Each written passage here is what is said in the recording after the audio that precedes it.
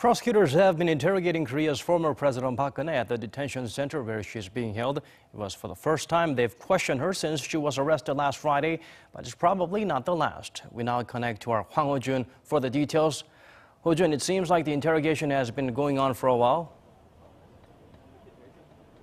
Well, it's been a long day, Daniel. The prosecution's interrogation of Park Geun-hye, which started at 10 a.m. this morning at the Seoul Detention Center, has apparently ended, though.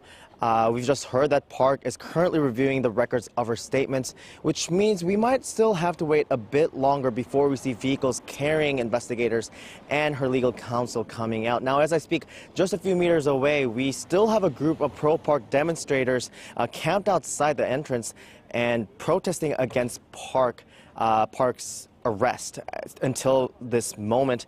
And it's basically adding to the tension in the air. Now, as I speak, Park is currently being held at the center, located some 15 kilometers south of the capital in a solitary cell on allegations related to the power abuse scandal that led to her impeachment.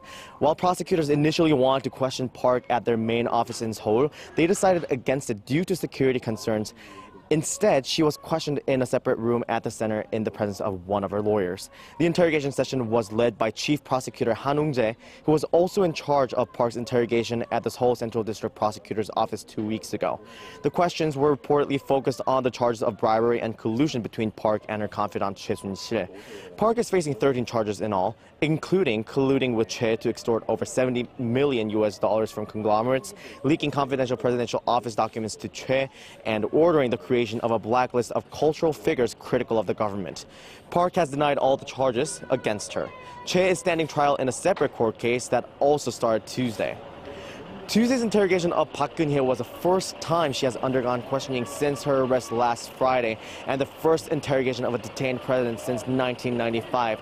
Now, prosecutors have until April 19th to continue their investigation into Park and file formal charges against her, which means today's visit won't be their last visit to the Seoul Detention Center.